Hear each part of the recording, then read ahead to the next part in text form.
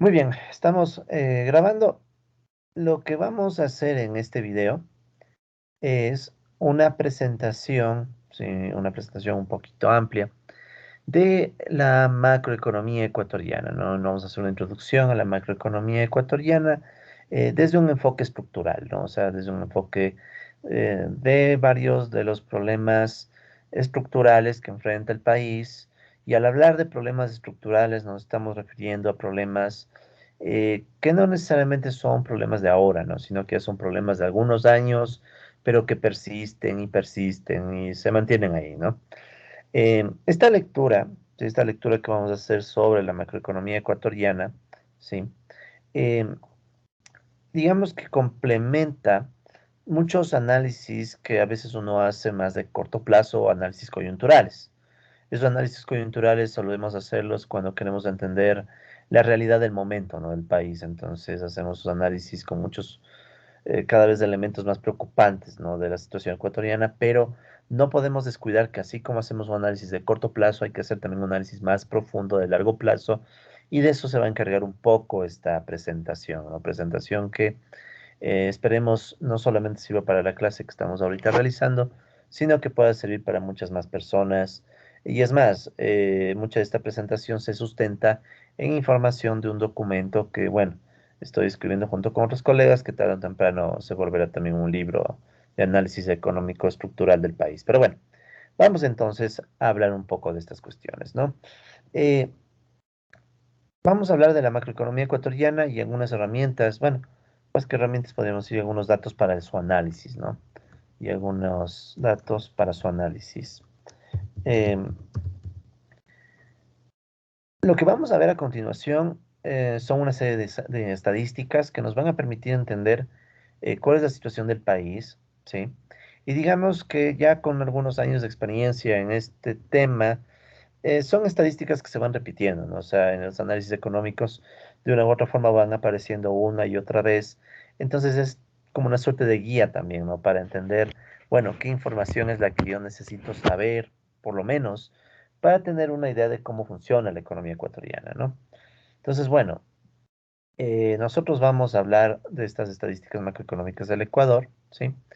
Y precisamente es con el propósito, ¿no? De ilustrar eh, ¿cómo podemos aprovechar información, ¿no? Incluso pensemos en términos de planificación económica, por ejemplo. Antes de hacer cualquier plan, como habíamos dicho incluso en clases anteriores, es vital tener claridad de la información que tenemos. Y la mayor fuente de información que nosotros tenemos es la macroeconomía, ¿sí? O sea, las fuentes macroeconómicas, ¿sí? Son súper importantes. Y bueno, como les digo, ¿no? Gran parte de la información que voy a presentar en esta exposición corresponde a un trabajo que todavía estamos elaborando, tanto un trabajo que estoy escribiendo por mi cuenta, como también un trabajo que estamos elaborando junto con Alberto Acosta y Hugo Jacome, ¿no? Un par de amigos con los cuales estamos trabajando en un libro, y también esto corresponde, no sé por qué quedó ese texto ahí. Esto también corresponde, digamos, un poco a un trabajo que yo estoy haciendo por mi cuenta, ¿no? Entonces, una mezcla, ¿no? De cosas. Todas las estadísticas que nosotros vamos a ver, todas, absolutamente todas, tienen su respaldo en fuentes oficiales, ¿no? Por ejemplo, el Banco Central del Ecuador, algunas corresponderán al Instituto Nacional de Estadísticas y Censos, otras van a provenir del Servicio de Rentas Internas, y así, ¿no? Es decir, eh, creo yo que en este sentido, ¿sí? La macroeconomía ecuatoriana se puede retroalimentar, ¿no? Tanto de información, eh, digámoslo así, oficial, pero también de un análisis que no necesariamente va a coincidir con los típicos análisis económicos oficiales, ¿no? O sea, ya vamos a ir viendo, ¿sí? Ya vamos a ir viendo cómo vamos a hacer este enfoque. Y este enfoque también va a significarnos eh, tratar de poner orden a estas cifras, ¿no? Porque hay muchos datos, o sea, hay muchos datos sobre la economía ecuatoriana, especialmente el Banco Central del Ecuador es de las instituciones que más ha llevado a cabo un seguimiento económico del país, pero no es sencillo, ¿no? Porque tenemos mucha información, entonces vamos a tratar de que en esta exposición la información tome cierto orden, ¿no? Entonces, primeramente quiero hablarles un poco de los posibles grandes ciclos, de la economía ecuatoriana, ¿no? Entonces, a ver, denme un segundito, solo contesto un mensaje súper rápido. Disculpen.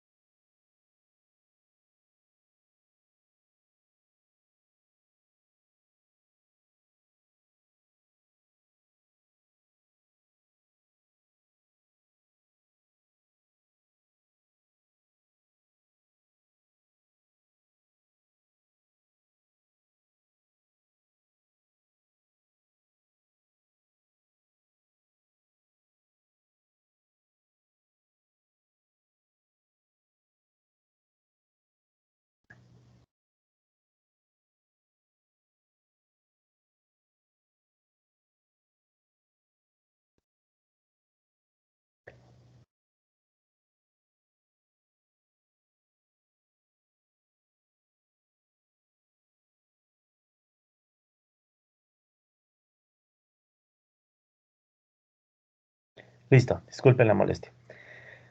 Ok, entonces vamos, ¿no? Entonces, como les digo, el primer tema que quiero que abordemos, este tema un poco más estructural, es esta posibilidad de que la economía ecuatoriana viva o sufra de grandes ciclos económicos que, bueno, pueden ser explicados desde muchas perspectivas, incluso teóricas, ¿no? Pero bueno, más que hablar de teoría, quiero hablar de la información, o sea, ¿qué dicen los datos? Entonces, en el Ecuador parece que se pueden hablar de grandes ciclos. De hecho, un trabajo que yo escribí junto con un colega, Brian Pérez Almeida, encontramos, ¿no? Que estas fluctuaciones de la economía ecuatoriana parece que tienen mucho vínculo, bueno, no es muy fuera de lo común, ¿no?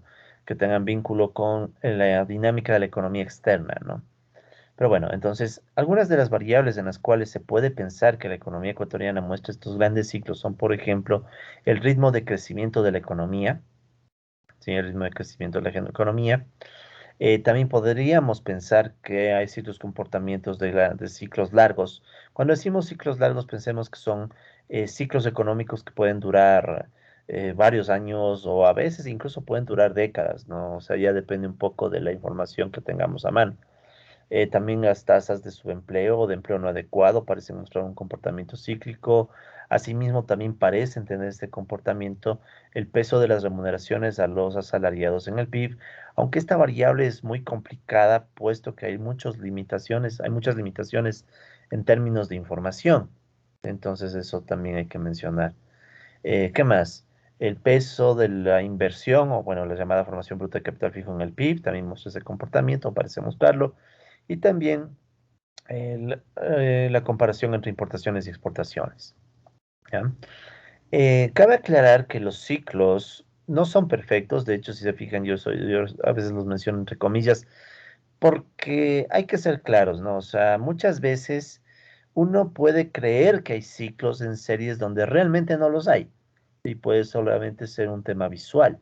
En algunos casos es demasiado evidente, ¿no? Pero en otros no es tan sencillo de ver los ciclos o tal vez no hay ciclos, ¿no? Entonces, lo que vamos a ver es algo muy preliminar y que da, como quien dice, para un estudio futuro o más estadístico, la idea de, bueno, ¿hay o no hay ciclos?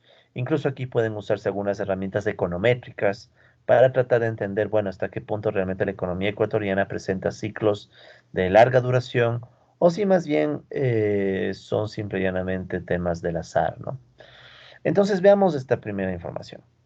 Aquí ustedes tienen una serie que corresponde al promedio de las tasas de crecimiento real del PIB per cápita y crecimiento de la población. Esto es para Ecuador entre el año 1965 y el año 2019, o sea, justo antes de la pandemia del coronavirus, ¿no? Ya vamos a ver más adelante por qué no le incluimos a los datos del coronavirus aquí, y entre otras razones es porque si nosotros involucramos al coronavirus, ¿qué sucede? Que obviamente nuestro dato va a volverse mucho más bajo, ¿no? Pero antes de la llegada de la pandemia, ¿qué podemos notar? Si nosotros hacemos una agrupación en periodos, ¿sí? De más o menos esta duración, unos 4 o 5 años, ¿Qué podemos ver? Vemos que en promedio las tasas de crecimiento que muestra la economía hacen pensar, ¿no?, en esta posibilidad de tener unos periodos de alto crecimiento, ¿sí? Por ejemplo, los años 70 sobre todo, ¿ya? Periodos de muy bajo crecimiento o incluso de no crecimiento, como en el periodo 93-99, y otra vez periodos de alto crecimiento, ¿no? Eh, Aquí podemos notar, según las fechas que tenemos a mano, que la economía ecuatoriana sí parece presentar este comportamiento de grandes ciclos, que en nuestro caso muy particular están bastante atados también a la evolución de los precios de los productos primarios, ¿no?, especialmente el petróleo. De hecho, si nos fijamos, el primer gran periodo de expansión de la economía ecuatoriana, que se encuentra aquí en el que estoy señalando, corresponde a los años 72-78, en donde más o menos podemos decir que se ubica el primer boom petrolero. Sí, el primer boom petrolero. Anterior a esto vemos que hay una caída, una contracción, ¿no?, un crecimiento muy bajo, mejor dicho, no contracción, crecimiento muy bajo. El crecimiento bajo, este se asocia bastante a la fin, a la decadencia del periodo bananero, ¿no?, de la economía ecuatoriana. Entonces termina la decadencia del periodo bananero, empieza el boom petrolero, y luego del boom petrolero podemos ver que hay un periodo de estancamiento y de contracción incluso, que corresponde a estos años, ¿no?, de todo este periodo desde fines del 70 y llega a su punto más complejo en el 99, ¿no? Entonces, esa situación de aquí le podríamos poner muchos nombres, ¿no? Yo voy a llamar a este el periodo podríamos llamarle crisis neoliberal, ¿no? Porque es este periodo en donde se presentan, ¿no?, esta serie de problemas bueno, no es exactamente el 79, ¿no?, porque hay un periodo ahí que todavía no se puede considerar que sea parte del neoliberalismo, especialmente el gobierno de Roldós, pero en general es una etapa en donde la economía ecuatoriana empieza a sufrir los problemas, por ejemplo, de la deuda externa, empiezan los ajustes, empieza a dejar de usarse al Estado como el principal elemento para tratar de que la economía se desarrolle, etcétera, ¿no? O sea, surgen varios problemas aquí y es un periodo que algunos incluso lo conocen como la década perdida, ¿no? Em, y no es solo la década, porque después recuerdan que vino la crisis del 99, ¿no? Aunque por ahí hubo un pequeño periodo de especulación financiera en el que la economía como que empezaba a crecer, pero después cayó. Luego de eso tenemos este otro periodo, que se viene más o menos desde aquí, desde el 2006 hasta el 2013, que podríamos considerarlo como el segundo boom petrolero. Sí, el segundo boom petrolero. A algunos autores no les gusta esto, no están muy de acuerdo, pero yo creo que la información, al menos del PIB, da para pensar que sí tuvimos un boom económico no tan fuerte como el primero. El primero, miren, como por ejemplo, el crecimiento del PIB llegó a ser del 8%, ¿no?, en los años 70, del 8%. Aquí el crecimiento es mucho más bajo, pero tuvo más duración, ¿no? O sea, tuvo una mayor duración. Sí, eso estamos hablando de que duró casi unos 13 años, puede ser. Claro, esto es promedio, ¿no? En los intermedios hubo problemas también, ¿no? Recordemos la crisis financiera del 2009. O sea, no es que estos sean periodos muy regulares. Aparte, el hecho de que la economía haya crecido, sobre todo en este primer periodo del 2000 al 2006, no significa que otras variables mejoraron. El empleo, por ejemplo, el empleo estaba bastante mal. Eh, res- el empleo, digamos que empieza a mejorar en esta segunda etapa, ¿no? Y aquí no hay vueltas que darle, ¿no? Esta parte de aquí, recuerden que todavía hay una inestabilidad política y recién por acá, en el 2007 en adelante, con el gobierno de Rafael Correa se empieza a tener esta estabilidad política y especialmente hasta el 2013, 2014, bueno, 13 más o menos, digamos que la economía se mostraba estable, ¿ya?, con sus altibajos y todo, pero estable. Realmente donde la situación se vuelve a complicar es en este otro periodo, ¿sí?, donde se da otra vez una caída, por ejemplo, desde el 2014, fines de 2014, inicios de 2015, se da una caída del precio del petróleo y la economía ecuatoriana empieza a caer con el mismo gobierno de Correa, o sea, el mismo gobierno de Correa empieza a presentar una serie de problemas económicos, tal es así que las protestas contra Correa se volvieron más comunes después del 2000, desde el 2015, sobre todo, y 2016.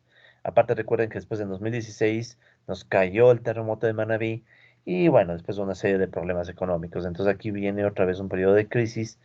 Eh, Tocaría entenderla, man, ¿no? Porque como que otra vez el Ecuador, y esto desde el gobierno de Correa mismo, empezaba otra vez a tener tendencias neoliberales. Por ejemplo, Correa ya empezaba a hablar de vender empresas públicas. Se firmó en el gobierno de Correa el tratado, el TLC, el Tratado de Libre Comercio con la Unión Europea, y se daban ya, por ejemplo, se quitaron los subsidios a la gasolina súper. O sea, ya empezó el ajuste, ¿no? Ya empezó el ajuste. Luego, el gobierno de Moreno, Lenín Moreno, continuó con el ajuste y el gobierno de Lazo ahorita está acelerando el ajuste, ¿no? Entonces, digamos que es un periodo también de crisis, ¿no? Sino que esta crisis era antes de la pandemia, ¿no? Con la pandemia del coronavirus, esta contracción seguramente que se va muy abajo, ¿no? Pero nuestro objetivo no es analizar muy a detalle cada periodo, sino entender que el comportamiento global, ¿sí? Da para pensar que la economía ecuatoriana tiene esta suerte de dinámica de posibles ciclos largos, ¿no? De posibles grandes ciclos, con grandes periodos, con algunos periodos de expansión, de gran expansión, y en cambio otros periodos de fuerte estancamiento económico, ¿no? Sobre todo si vemos el dato del PIB per cápita, que es el que más permite entender este comportamiento, porque a veces el PIB como tal no nos dice suficiente, no nos cuenta la historia de forma muy clara, ¿no? El PIB per cápita creo que es un indicador mucho mejor para ello, ¿no? Recuerden que el PIB per cápita es tomar el PIB y dividir para la población, ¿no? Veamos esta posibilidad de grandes ciclos en algunas variables, ¿no? Aquí tenemos, por ejemplo, una variable que es, bueno, la tasa de subempleo, ¿sí? La tasa de subempleo o la tasa de empleo no adecuado, ¿ya? Tomemos en cuenta lo siguiente, ¿no? El mercado laboral ecuatoriano, ¿sí? Es estudiado a través de las encuestas de empleo, ¿ya? Las encuestas de empleo son encuestas que se sustentan en muestras, ¿ya? Y cada cierto tiempo las encuestas de empleo sufren cambios hasta metodológicos. Eso que implica que no necesariamente todo el tiempo las cifras son comparables. Entonces alguien puede decir, bueno, ¿y cómo se obtuvo esta serie que está en azul? No les voy a mentir, esta serie que está aquí en azul, ¿sí? De la tasa de empleo, de subempleo, perdón, corresponde a una reconstrucción de datos históricos que yo hice hace varios años buscando información estadística del propio Banco Central, del INEC, histórica de hace años, de diferentes tasas de subempleo, y se fueron juntando. Pero esto solo puede servir o solo puede usarse para efectos gráficos. No se puede usar para análisis estadístico porque en realidad son demasiadas fuentes las que se juntaron para reconstruir esta serie. Entonces, esta serie es muy, muy referencial. En realidad es muy difícil, por no decir casi imposible en la economía ecuatoriana, tener datos fidedignos de este periodo. Sí, es penoso, pero es cierto, no tenemos esa información. De todas maneras, los datos históricos a los que pudimos por ahí acceder hace ya algunos años que hice esta reconstrucción, daban esa tendencia, ¿no? O sea, como que tenemos un periodo en donde el subempleo crece bastante, sobre todo, fíjense, en el fin del periodo del boom, el fin del boom bananero, el fin del periodo bananero.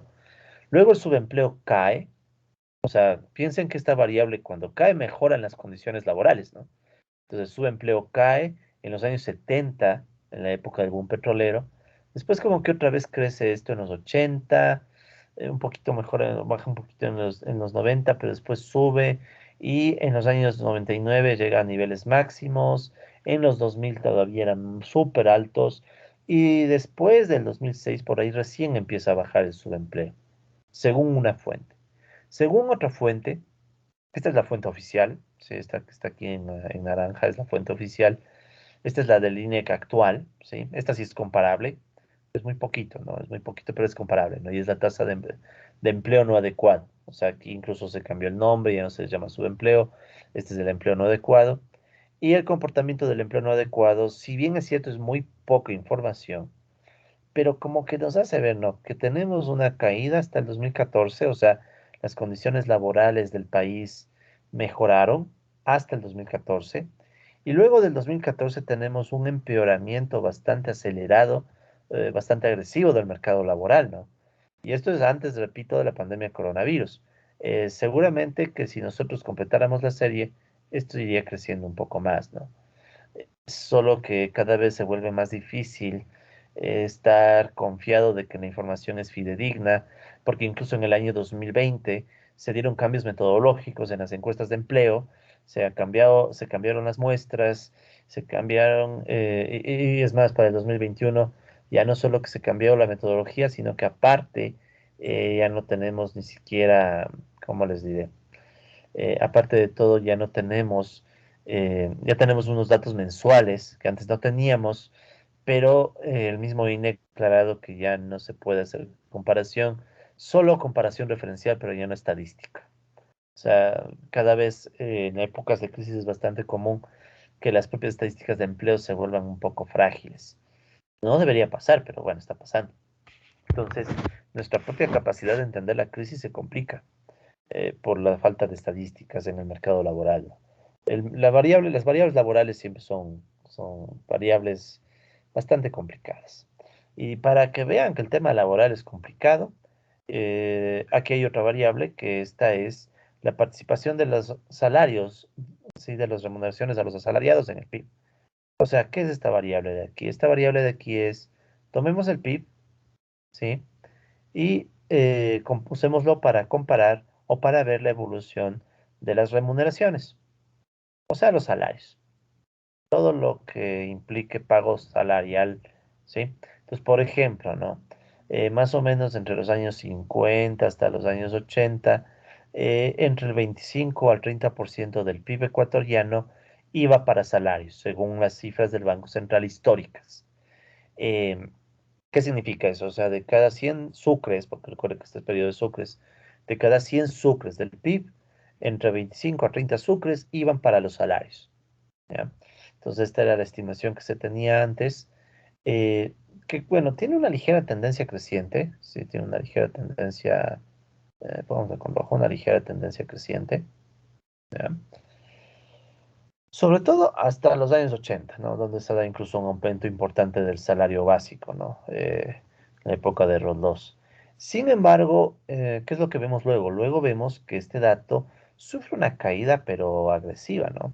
Una caída agresiva en los años 80 y 90, precisamente durante la crisis neoliberal, ¿sí? Entonces, este dato es muy útil sobre todo para entender el impacto de la crisis neoliberal, porque la crisis neoliberal de los años 80 y 90 significó una reducción continua de los salarios.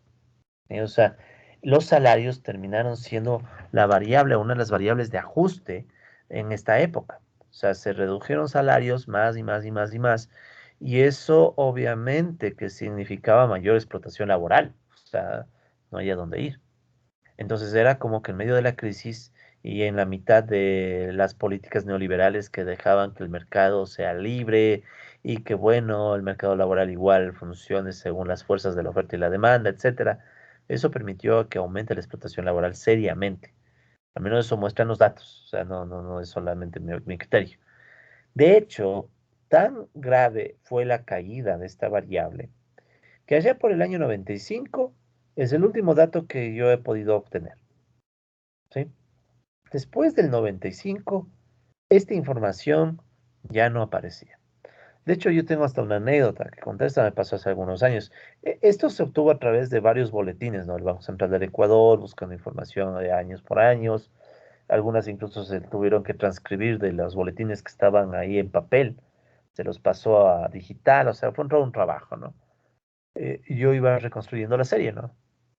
Cuando llego a este punto y ya no encontraba información, yo fui al Banco Central, ¿no? Yo estaba ahí en la biblioteca del Banco Central y yo decía, bueno, ¿cuál es el siguiente boletín de cuentas nacionales anuales? Porque esta información solía reportarse, por ejemplo, en esos boletines de cuentas nacionales anuales.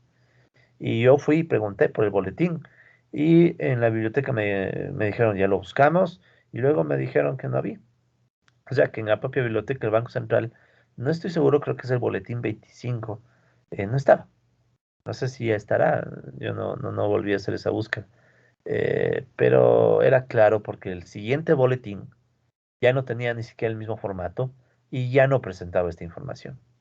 O sea, eran justo los años en los que ya empezaban los problemas monetarios y la dolarización.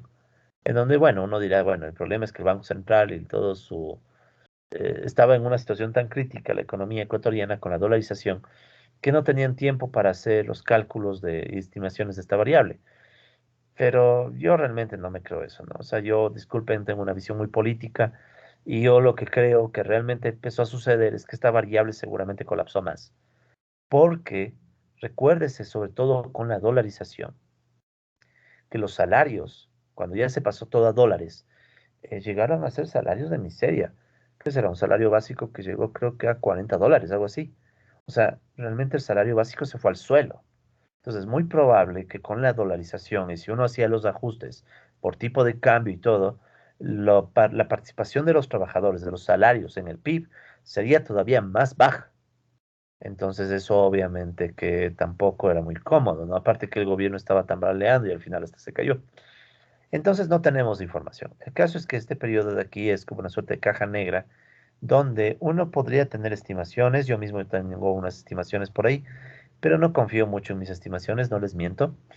Eh, pero cuando uno intenta hacer estimaciones de esta serie, como que parece que hay una tendencia a recuperarse, ¿no? O sea, bueno, pero no así, ¿no? O sea, no así, disculpe. La tendencia sería algo así, ¿no? O sea, sí se ve que hay una caída aquí, media colapsa fea, y como que luego se empieza a recuperar, algo así más o menos, ¿no? Pero hay un problema también, y el problema es metodológico, ¿no? Porque esta variable la recuperamos nuevamente, se volvió a calcular desde el 2007. Solo que en el 2007 ya no tenemos siquiera claridad de, bueno, si es la misma metodología, no es la misma metodología, si el tipo de cambio y los ajustes de sucre a dólar valen o no, pesan o no. Entonces, ya no tenemos la misma comparabilidad de antes, ¿sí? O sea, no podemos considerar que necesariamente sea este nivel el mismo que el que teníamos antes o no. De todas maneras, la información que tenemos ahora disponible del PIB, esto es ver el PIB por el lado del ingreso, ¿no? Entonces, cuando vemos el PIB por el lado del ingreso y vemos los salarios ahora en versión dólares, vemos que en el 2007 los salarios tenían una participación de más del 31% por ahí más o menos en el PIB y llegaron a crecer hasta un 36-37% del PIB. O sea, sí hubo una importante mejora, ¿sí? De la participación de los salarios, igual, con un pico en el 2014. Pues como ustedes pueden ver, se llega al 2014 y luego esta variable empieza a estancarse. Y luego de estancarse, viene la duda de qué pasará en 2019 y 2020. Yo personalmente creo que la variable estaría así y empieza a caer. Debería caer. O sea, el deterioro del mercado laboral, la situación de la pandemia y todo deberían hacer que esto caiga. Incluso debería caer más grave. Eh, pero toca ver si la propia serie desaparece. ¿Y por qué digo esto? Porque hace algún tiempo eh, se llegó a decir, esto el año pasado fue el 2020, se llegó a decir que el Banco Central iba a dejar de publicar estos datos. De nuevo. O sea, no dijeron eso de nuevo, pero ya uno que ya conoce estas cifras sabía que era como que otra vez la economía ecuatoriana va a vivir una crisis, de nuevo se va a ver que los salarios se están hundiendo y como que otra vez vamos a vivir algo que ya nos pasó, o sea, que se va simplemente a decir, ya no hay dato. Entonces, ya no hay dato, ya no hay cómo medir y ya no tendríamos idea de lo que pasa. Entonces, es complejo. O sea, aquí les estoy mostrando no solamente el tema de la información, sino también que la propia información que tenemos para diagnosticar la situación del país puede estar afectada por las mismas crisis y por temas hasta políticos. Porque, obvio, no es nada agradable para un gobierno mostrar que los salarios se van al suelo. ¿Sí? Entonces, no es nada agradable.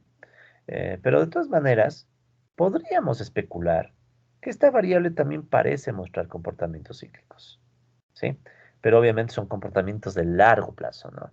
O sea, son comportamientos que duran décadas, en donde hay periodos en donde crecen los salarios, caen, vuelven a crecer, vuelven a caer y así, ¿no?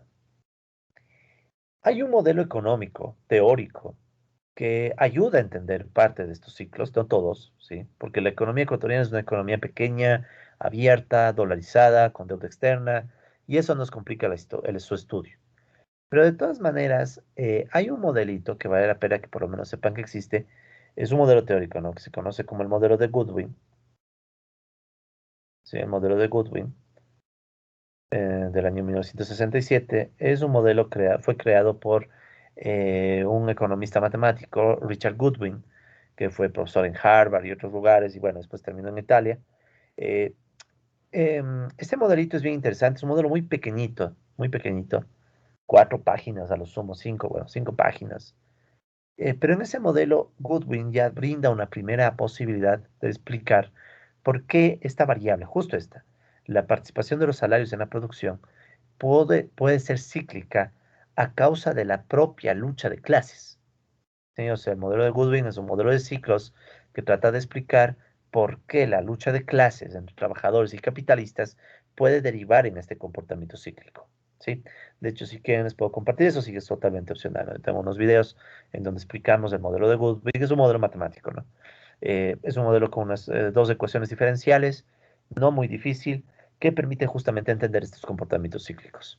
Pero repito, ¿no? En el caso ecuatoriano, este es un modelo para economía cerrada, ¿no? Economía cerrada, sin gobierno, muy básico, pero ya hay aplicaciones y extensiones incluso con economía abierta y todo. Yo mismo estoy trabajando en un modelo con deuda externa, por ejemplo. Y ahora que lo pienso, también debería poner precios del petróleo. Ya voy a pensar eso. Pero bueno, el punto es entonces, colegas, que estos ciclos, sí, estos ciclos de la economía ecuatoriana, eh, parece que están ahí, ¿no? O sea, no podemos dejarlos de lado. En nuestro análisis debemos tomar en cuenta eso. La pregunta clave es, ¿por qué los ciclos, no? O sea, en el caso ecuatoriano es un hecho que los ciclos tienen mucho que ver con el sector externo, pero también con el mercado laboral interno. Entonces, como que hay una combinación de factores, factores externos y factores internos, ¿no? Aquí hay otra variable, esta es un poco más fácil de ver, que históricamente muestra un comportamiento que parece cíclico, que es el peso de la formación bruta de capital fijo en el PIB. O, si quieren, la formación bruta de capital fijo básicamente es inversión, la inversión sobre el PIB. O sea, ¿cuánto del PIB se destina a inversión? Sí, porque recuerden que esto es por el lado de la demanda, ¿no? Por el lado de la demanda, el PIB se puede dividir entre consumo e inversión, básicamente, ¿no? Entonces, ¿qué es lo que vemos?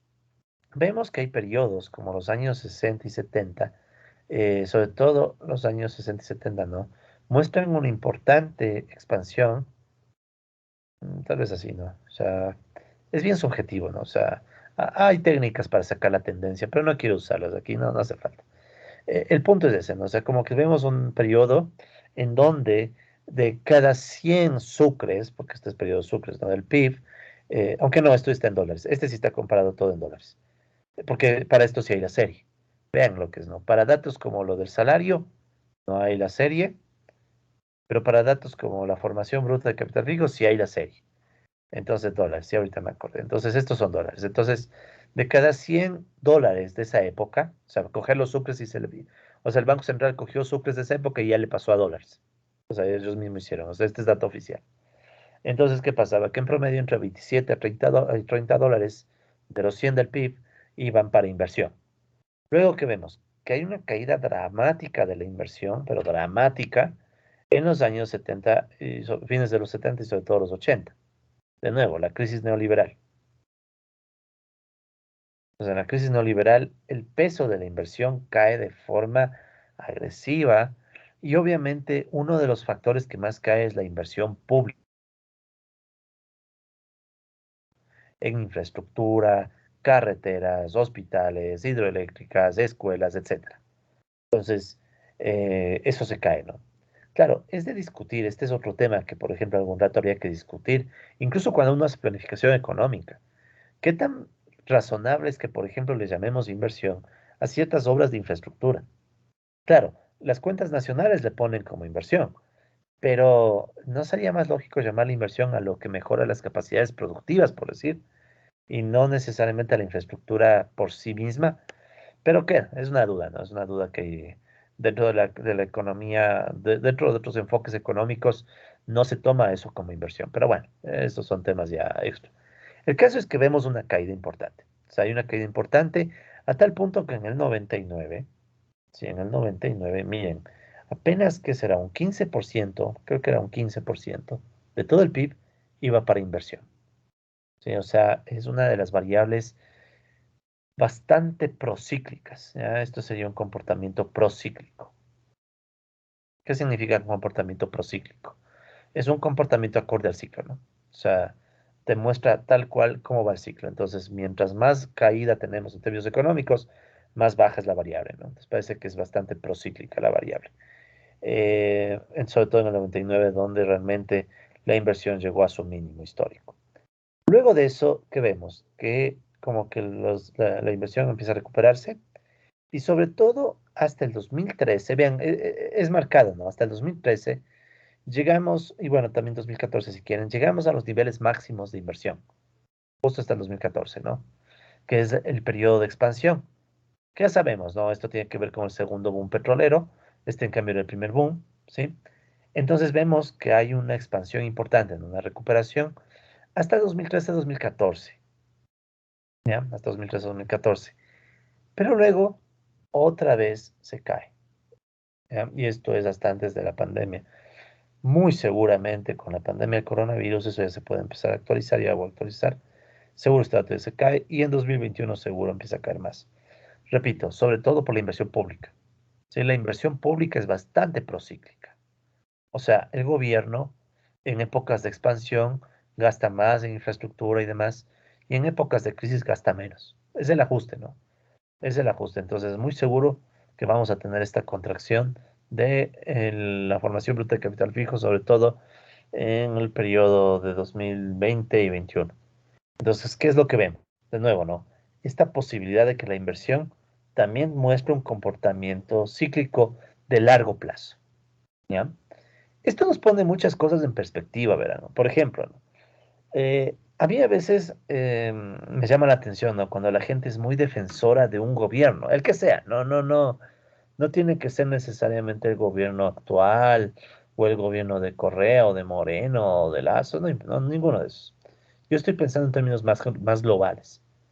Eh, a veces me llama mucho la atención esa defensa de los gobiernos, cuando resulta que tal vez hay tendencias que van más allá de un gobierno u otro, ¿sí?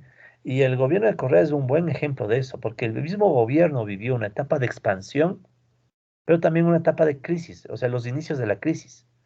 Entonces, claro, como mucha gente no está pendiente de los datos y cosas así, eh, y aparte como la memoria es frágil, la gente recuerda mucho más la etapa de expansión que fue más larga, ¿no? O sea, duró del 2007 hasta el 2013, 2014 más o menos. Entonces la gente se queda con ese recuerdo, ¿no? Que es el recuerdo del periodo de mayor expansión. Y la gente como que no sé por qué, no recuerda mucho el 2015, 16 y 17, que fueron años del gobierno de Correa. Incluso el gobierno de Moreno, recuerden que al inicio era también continuación del gobierno de Correa, con funcionarios afines y todo. Entonces, digamos que parte importante del 2017 también fue el gobierno correísta, o bueno, la continuación hasta que se dio la ruptura entre Correa y Moreno, ¿no? Y después ya, bueno, Moreno toma otra línea y Lazo igual, es otra línea. Pero el tema es que el ciclo está ahí, más allá del gobierno, o sea, más allá de que sea Correas, Morenos, Lazos, lo que sea, hay un comportamiento de largo plazo, ¿sí?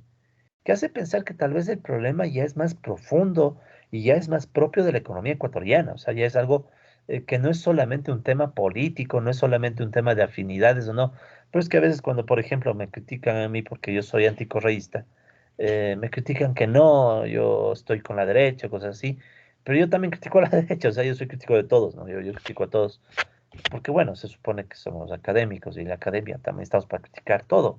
El pensamiento crítico no está para quedar bien con nadie, o casi con nadie, ¿no? Excepto cuando uno está de acuerdo en ciertas cosas que también pasa. Pues, por ejemplo, y hay cosas de las cuales creo que el gobierno de Correa hizo bien, pero otras no, otras hizo mal. Y parte de lo que hizo mal es que muchos recursos del boom petrolero no se usaron para generar cambios profundos que precisamente eviten esta caída. Claro, ahí viene la pregunta, ¿se podrá? O sea, ¿se podrá evitar los ciclos? Yo realmente no sé la respuesta, ¿no? O sea, pero digo que tal vez si el Ecuador fuera menos dependiente del sector primario, posiblemente podríamos tener mejores respuestas a los ciclos, ¿no? ¿Y cómo se hacía eso? Infraestructura, pero productiva, ¿no? Un solo proyecto, por mencionarles, la refinería del Pacífico. Si el Ecuador lograba generar y producir sus propios derivados desde el gobierno, o sea, combustibles y demás, tal vez este tema de los subsidios y demás se hubiera resuelto mucho mejor, y se hubiera creado empleos, y hubiéramos creado industria, pero no, no se hizo la refinería y se gastó muchísima plata ahí. Bueno, otra variable que, este es todavía más difícil de ver los ciclos, por eso es que aquí sí puse la línea, es esta relación entre importaciones y exportaciones. Es como dividirles, ¿no? Las importaciones para las exportaciones. ¿Y qué es lo que vemos? Bien irregular, ¿no? O sea, el dato este es bien irregular, pero como que más o menos hay periodos, ¿no? En donde se expande bastante, otro en donde se cae y otro en donde como que se mantiene, ¿no? Seguramente con la crisis esto se cae. ¿Por qué? La economía ecuatoriana tiene un patrón muy peculiar, ¿no? Recuerden que esta variable es así, ¿no? Importaciones sobre exportaciones. Las exportaciones dependen mucho del mercado externo, ¿sí? Del sector externo, sobre todo petróleo o el producto primario que sea estrella. En el Ecuador es el petróleo, aunque también han tenido importante expansión, por ejemplo, exportaciones de banano, camarón, durante el año 2020 y durante este 2021, las exportaciones de banano, camarón, cacao, pescado crecieron bastante, incluso en 2020 crecieron y aún así no se ha generado empleo en la misma proporción. O sea, hay unas, bueno, de eso ya hablamos un poco, ¿no? O sea, los sectores que están exportando bastante no están generando condiciones adecuadas en la economía interna. En cambio, las importaciones, este depende mucho de la economía interna. Es así. ¿Por qué dependen mucho de la economía interna las importaciones? Dependen mucho, sobre todo porque hagan de cuenta que para producir el Ecuador necesita importar maquinaria y también tenemos que importar insumos y materias primas. O sea, somos un país que importa bastantes materias primas, bastantes insumos, bastante maquinaria. Y aparte de eso, nuestro consumo es muy dependiente de las importaciones. Entonces, ¿qué sucede? Que la variable de importaciones es bastante procíclica. O sea, las importaciones más o menos se comportan de forma similar a cómo se comporta la producción. ¿Sí? En cambio, las exportaciones responden mucho a los comportamientos del mercado externo. Ahora, otra cuestión también. Aquí, por ejemplo, se hubiera esperado que el Ecuador dependa menos de las importaciones, sí, con recursos del boom petrolero, sobre todo el segundo boom petrolero, empezábamos a generar algo de industria que reemplace a las importaciones, sobre todo de combustibles. O sea, volvemos a lo mismo, la refinería del Pacífico, por ejemplo. O sea, el Ecuador, si tenía una buena refinería, y hubo tiempo, o sea, el proyecto tuvo años, o sea, hubo tiempo, hubo recursos, hubo todo, no se hizo. Entonces ahí la cuestión, la pregunta es, ¿por qué no se hizo? ¿Qué se hizo con los recursos? Y ahora estamos viviendo las consecuencias, por ejemplo, con los subsidios de los combustibles. Claro, también hay intereses ahí, o sea, no hay que ser tampoco ilusos. Las cosas a veces no se hacen no porque no se quiera, sino que tal vez a propósito. Hay intereses, o sea, no es solamente voluntad, no hay intereses de juego, intereses económicos, quienes negocian con los combustibles, quién nos vende los combustibles. Ya vamos a ver más adelante que Ecuador básicamente compra todos sus combustibles a Estados Unidos. Entonces ya vienen una serie de cosas adicionales, ¿no? O sea, no es solamente un tema de si un gobierno quiere o no. Pero bueno, tampoco para gastarse 1.500 millones de dólares o las barbaridades que se gastaron, ¿no? En fin, entonces como pueden ver, hay posibles ciclos capitalistas y algo que es interesante es que estos ciclos capitalistas largos, podrían estar vinculados con otros patrones particulares, incluso políticos, ¿ya? Esto lo planteamos junto con Alberto Acosta en un artículo que si quieren les puedo compartir. Y también lo planteó antes un colega, un amigo profesor italiano, Marco Misaglia, que bueno, está ahorita ya otra vez en Italia, pero él hizo una lectura de economía ecuatoriana, ahí una vez yo le invité en una revista que tuve la suerte de coordinar un número, entonces ahí él planteaba algo parecido. Pues por ejemplo, ¿no? ¿A qué me refiero? En las etapas históricas de animación, o sea, en las etapas históricas donde la economía crece más, es como que el Estado tiende a tomar un rol más protagónico. ¿Sí? O hasta se vuelve casi el protagonista en el proceso de acumulación y de crecimiento económico. Por ejemplo, si nosotros pensamos más a nivel mundial y no solo en el Ecuador, esto tiene mucho que ver con el estado de bienestar que se consolidó entre los años 50 y 60 en todo el mundo desarrollado, ¿no? Y que bueno, digamos que en nuestros países periféricos tenemos una versión parecida, no igual, ¿no? Parecida, por ahí más o menos, ¿no? Que es este hecho de que mientras más crece la economía, como que hay una mayor participación de el Estado, ¿no? Hay esa tendencia. En el Ecuador esto se vio, por ejemplo, en los años 70 y se vio también, sobre todo después con el correísmo, ¿no? Entre el 2007 hasta el 2013-14, hasta antes de la caída última de los precios del petróleo de 2015 y la contracción que se vivió luego, ¿no? Eso por un lado. Por otro lado, en cambio, en las etapas de crisis cíclica, las crisis históricas, como que tiende a darse más expansión del neoliberalismo. Y parecería, ¿no? No digo que sea exactamente así, pero parecería que la expansión del neoliberalismo busca cumplir la necesidad de dejar libre las trabas para que se aumente la explotación a los seres humanos, o sea, la explotación laboral, y bueno, de paso también la explotación a la naturaleza, ¿no? Es decir, cuando la economía está empezando a caer y estamos en crisis, como que es más común que aparezcan las políticas neoliberales para que se le deje a los capitalistas explotar más, sacar recursos de lo que antes no se sacaba, con mayor explotación laboral. Y tampoco es muy difícil de ver esto, o sea, pensemos en la crisis actual. En la crisis actual el mercado laboral se ha deteriorado espantosamente, vamos a ver datos del mercado laboral más a detalle, pero ya vimos un poco, ¿no? O sea, que el mercado laboral llegó a un tope, a un nivel máximo en 2014, pero luego ha ido cayendo, cayendo y cayendo, ¿sí? Ya con Correa mismo empezó a caer medio feo el mercado laboral. Luego con Moreno cayó y con Lazo está colapsado. Pero es una tendencia histórica, o sea, no es solamente que, o sea, lo que voy es que es probable que a la vez que viene el ciclo, viene también las políticas neoliberales, ¿sí? Entonces, como que hay una simbiosis, ¿no? Entre el ciclo económico y el rol del Estado. En las etapas de expansión, como que el Estado aparece más, en los años 70 del primer boom petrolero, en los años del correísmo, sobre todo el segundo boom. Y hay otras etapas de crisis donde como que las políticas neoliberales empiezan a tomar fuerza, ¿no? Claro, esto es una hipótesis, ¿no? Hay que estudiar más a fondo, esto ya queda para quienes hagan historia económica, pero parece, ¿no? O sea, da esa sensación, ¿sí? Ahora, esto es cuando las crisis empiezan, porque otra cosa es cuando las crisis ya se vuelven extremas, ¿no? Cuando las crisis ya se vuelven extremas, sí o sí, como que el Estado tiene que aparecer, pero para salvar ahora los capitales. O sea, la crisis del 99.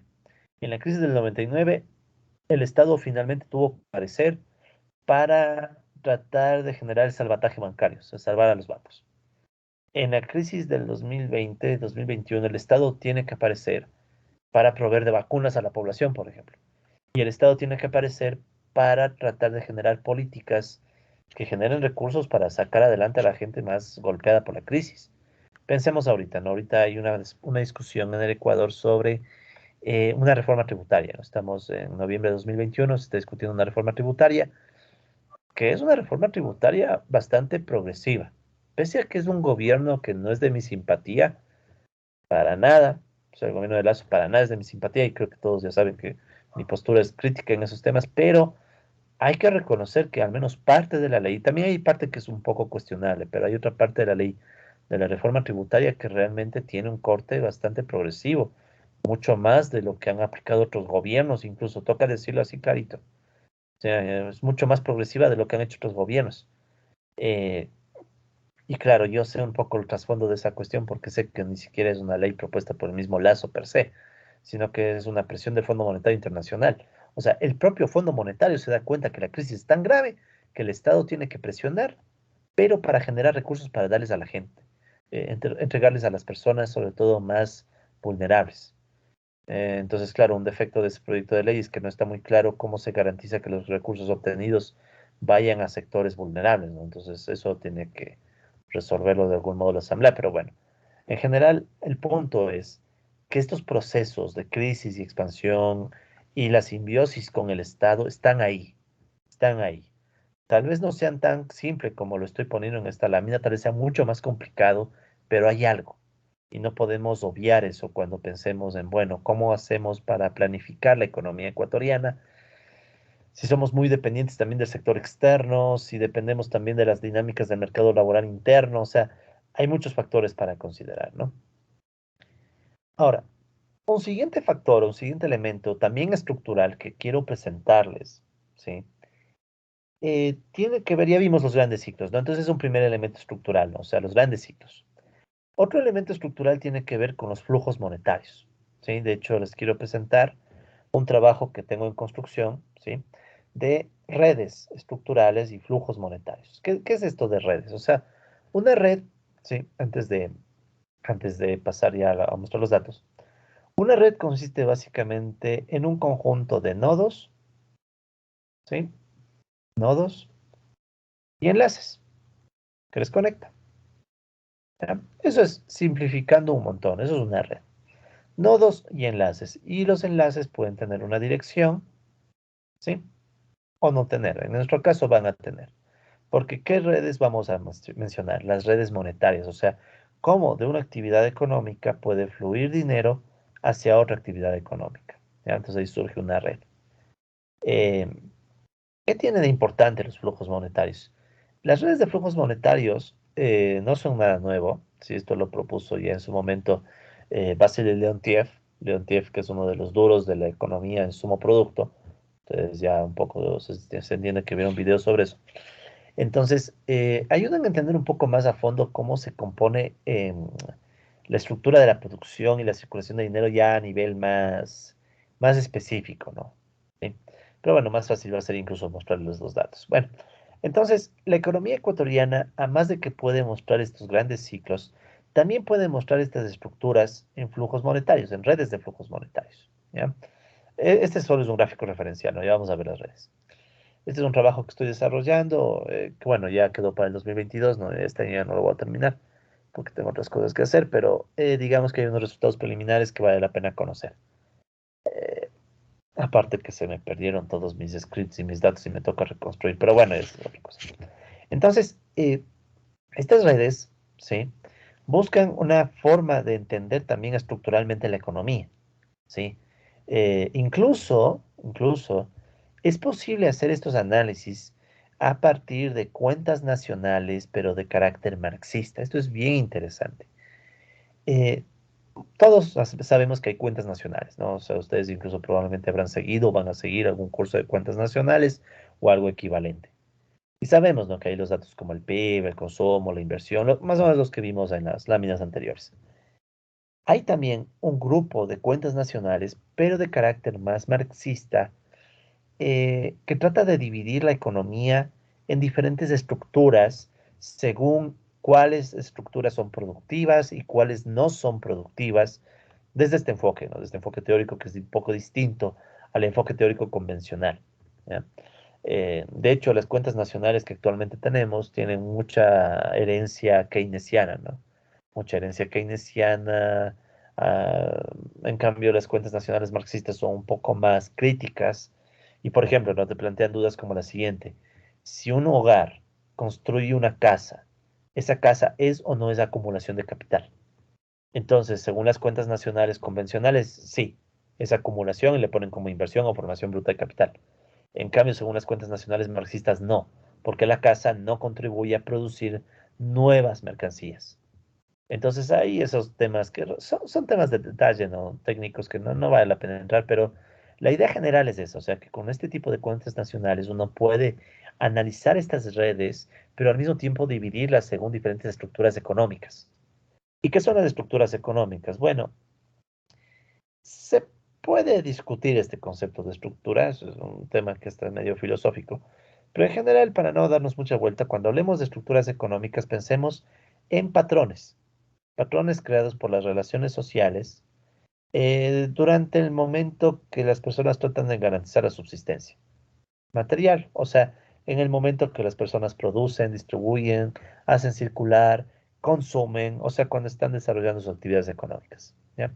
Entonces, ahí surgen ciertos patrones y esos patrones son esencialmente los que más o menos podemos describir con estas redes, ¿no? Incluso, ¿sí? Estos detalles los pueden leer ustedes con calma, eh, pero más o menos, ¿no? Uno puede dividir la economía, por ejemplo, en estructuras de producción y de extracción. Ahí estarían todas las actividades económicas que se dedican a producir objetos que satisfacen necesidades, más todas las actividades que se relacionan al extractivismo, ¿ya?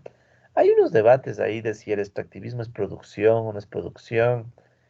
Yo los junto en la misma estructura ya, pero si quieren se pueden dividir. Uno es producción, otro es extracción, para no entrar en mucha discusión ahí. Luego vienen otras estructuras que son, por ejemplo, las de circulación, ¿ya? Estas se diferencian de las anteriores, ¿por qué? Porque aquí están actividades que no necesariamente crean objetos que satisfacen necesidades, pero ayudan a que se transfieran o a que se muevan esos objetos. Y usualmente aquí están las actividades de comercio, ¿sí? Que permiten la circulación de bienes y servicios. Tanto el comercio local, ¿sí? Como el comercio con el resto del mundo, ¿sí? Entonces ahí están las actividades de comercio. Entonces pensemos, ¿no? Un comerciante no influye en el objeto creado, no influye, ¿no? O en el servicio creado, no influye. ¿Qué hace el comerciante o qué hace la persona que está trabajando en esa área? Ayuda a que ese objeto pase su propiedad de unas personas a otras, ¿sí? Pensemos un ejemplo, ¿no? Una persona que trabaja, vamos a poner un ejemplo que es muy, incluso este creo que algo parecido lo plantean economistas de la línea marxista. Pensemos en un cajero. Una persona que trabaja como cajero en un centro comercial no tiene nada que ver en la producción de los objetos. Nada que ver. O sea, esa persona está ahí para contribuir de otra manera. ¿Cómo? Contribuye en decir, ok, usted pagó, entonces yo certifico que ahora usted es el dueño de el producto. Entonces esta persona no está influenciando para nada en el producto, pero para nada. Sin embargo, está contribuyendo a que este producto pase su propiedad de la cadena comercial, digamos, a el comprador. ¿Sí? Entonces son actividades que no les ponemos en la producción, sino más bien en la circulación. Aparte de esta, también hay la circulación financiera. Esta, en cambio, tiene que ver con el movimiento del dinero. Y ahí están metidos los bancos, por ejemplo. Están metidos también financieras, tarjetas de crédito, etcétera, ¿no? Estos tampoco producen, o sea, un banco no produce nada. Un banco, bueno, alguien podría decir que el banco brinda servicios bancarios. Bueno, se podría, ¿ya? Pero desde el enfoque más marxista, lo que los bancos en realidad hacen es transferir la propiedad vuelta del dinero, ¿no? O sea, los bancos toman el dinero, se apropian del dinero y estos definen después a quién se transfiere la propiedad del dinero. El tema de los bancos y la circulación financiera es bien complejo, colegas, porque incluso pensemos en lo siguiente, ¿no? El tema, un momentito pensemos en los bancos. Eh, Muchos creemos, confiamos que nuestro dinero está en el banco, ¿verdad? O sea, eso es no solamente lo que nosotros hacemos, ¿no? O sea, tenemos aquí una persona que tiene un depósito en el banco y creemos que el banco tiene nuestro dinero y creemos que ese dinero es nuestro, ¿no? O sea, ¿por qué digo creemos? Porque basta con que el banco sufra un desperfectos en su sistema para que nos demos cuenta que es bien frágil esta relación de nosotros tenemos dinero en el banco. El ejemplo más inmediato, el Banco Pichincha. El Banco Pichincha que ha mostrado problemas de su sistema que hasta se han vuelto tendencia en redes sociales, ¿no? Y todos los que hemos tenido, tenemos dinero en ese banco, ¿qué pasa? Decimos tenemos entre comillas, porque si el banco falla, ese dinero ya no está a nuestra disposición cuando nosotros creamos conveniente. Entonces, y un ejemplo y extremo fue el feriado bancario, ¿no? El feriado bancario en el 99 no había forma de usar los recursos que estaban en el banco. Entonces, obviamente que estamos diciendo aquí que hay una relación de poder y de confianza, ¿no? El cliente confía en que el banco tiene un dinero que le puede ser devuelto en el momento que el cliente disponga, ¿no? Pero es más compleja la historia. O sea, hay una relación de poder, los bancos tienen a su mano la liquidez, ellos deciden con esa liquidez qué hacer. Por ejemplo, muchos bancos tienen recursos en el exterior, ya me refiero a dinero, dinero, ¿no? O sea, no a los registros numeritos que nos ponen. Y aparte de todo, en el tema de la circulación bancaria financiera, es complejo el tema porque el banco, por ejemplo, si ya que tienes un banco, cuando el banco te otorga un crédito, sí, digamos que tú fuiste al banco y tuviste la suerte, porque en este país a veces es suerte, que te otorgue un crédito medianamente decente. ¿Qué es lo que hace el banco? El banco ni siquiera es que te entrega el dinero, dinero en efectivo. Lo que el banco es abrirte una cuenta y te pone un numerito. Ya digamos que te hicieron un crédito de $10.000.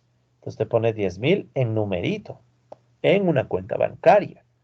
Pero ¿quién le obliga o quién le dice que el banco va a tener ese billete, los 10.000? Alguien dirá, no, pues profe, hay toda una ley, hay un sistema, hay un control, hay regulación. Sí, pero en el caso ecuatoriano tenemos bancos que son tan poderosos internamente que a ver quién les regula, a ver quién les controla.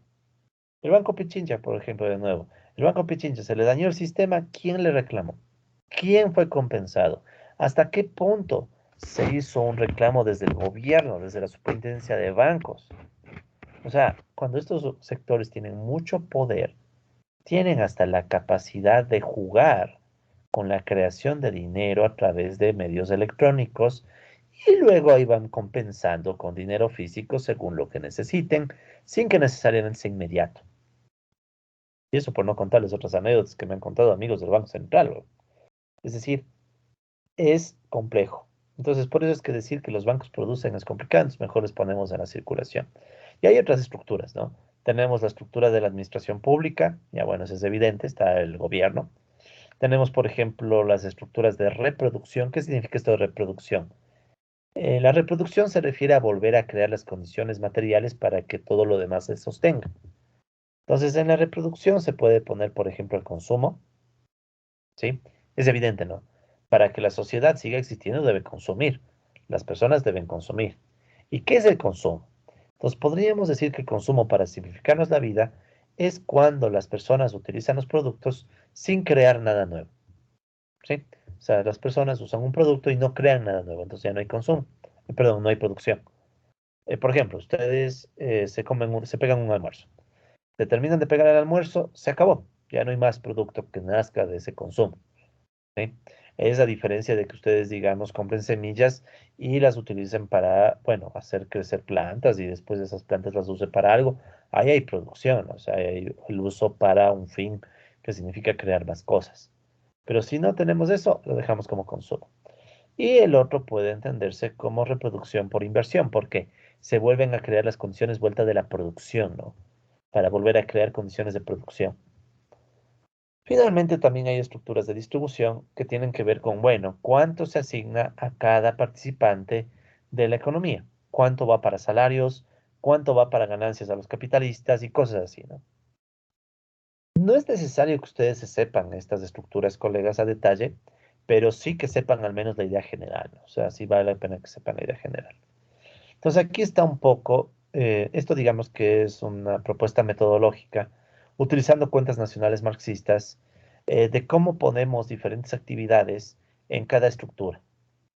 Entonces, si ven, ¿no? Aquí, por ejemplo, tenemos la estructura de producción y de extracción, y aquí ya están actividades económicas de las cuentas del Banco Central, ¿sí? Entonces, uno puede hacer esa clasificación.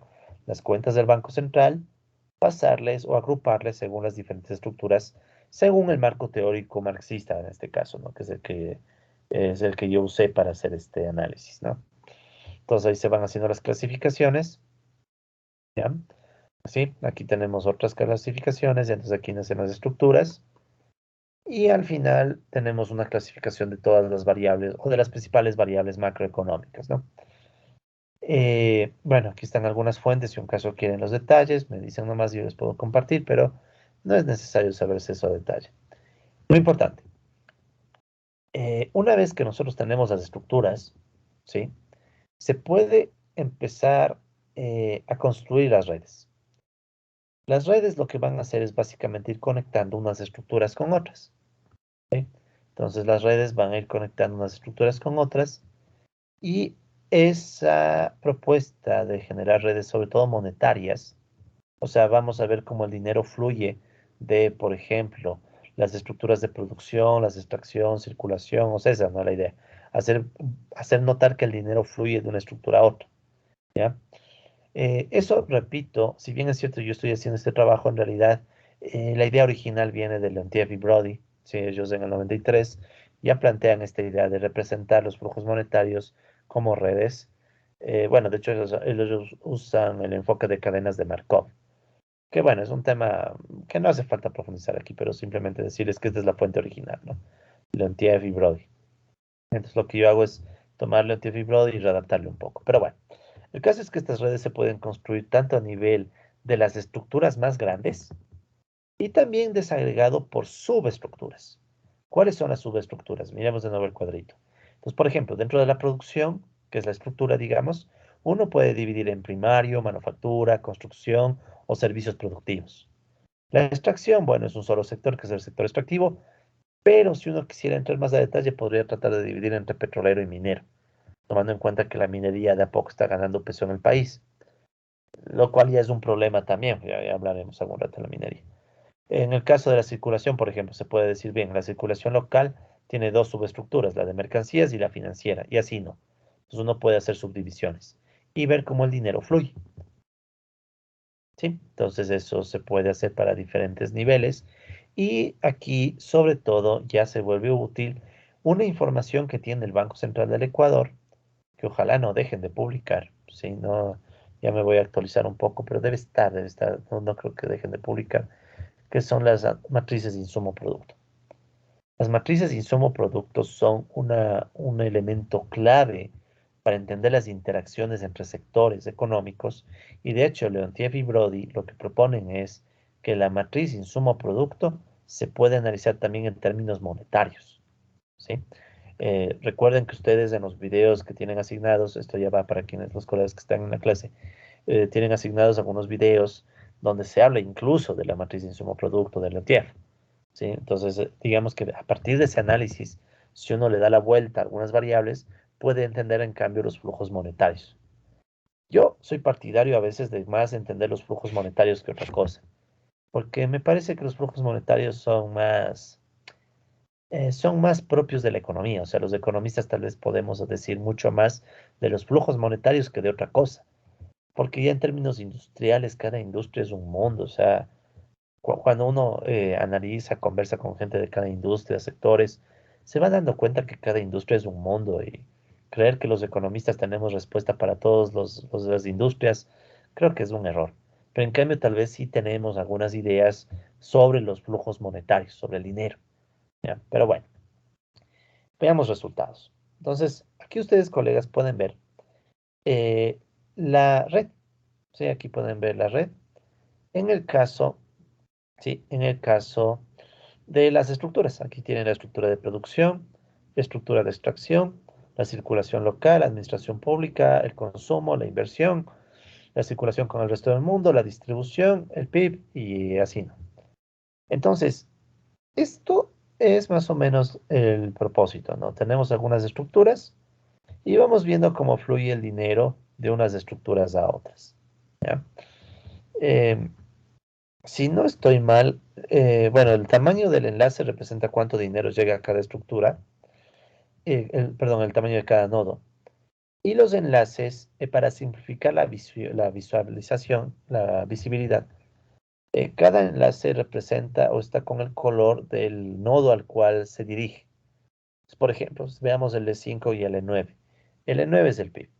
Entonces, ¿qué dinero llega al PIB? Llega dinero del E5, por ejemplo. El E5 es circulación local, comercio, por ejemplo. Del comercio llega dinero al PIB. Cosas así, ¿no?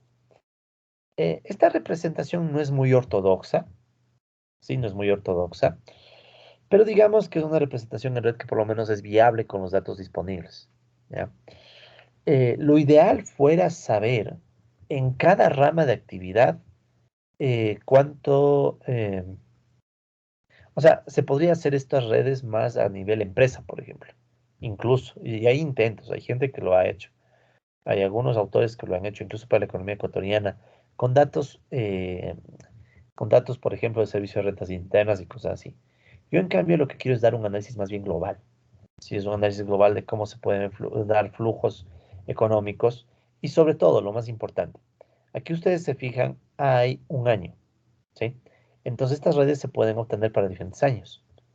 Y viendo la evolución de las redes para diferentes años, uno puede más o menos entender si hay o no hay cambios significativos en la estructura de la red.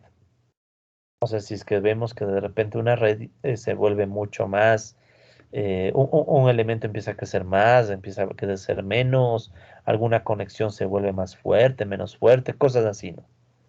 Entonces, preliminarmente, se pueden sacar unos indicadores incluso para eso, cosa que no vamos a ver aquí. Esos indicadores tengo que todavía calcularlos, pero a priori, de forma preliminar, los resultados daban a ver que en términos de estructura, la red no cambia. O sea, la estructura me refiero a la forma.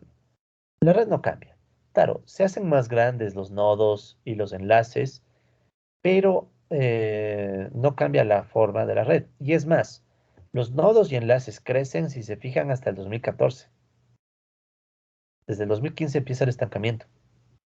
En el 17 un poquito como que empieza a crecer, 18 otra vez, pero en realidad hay estancamiento. Y de hecho sería interesante ver qué pasa con esta red cuando, por ejemplo, lleguemos al 2020, que es la crisis del COVID, ¿no? Entonces, seguramente hay un colapso, ¿no? Y hay un colapso de la red.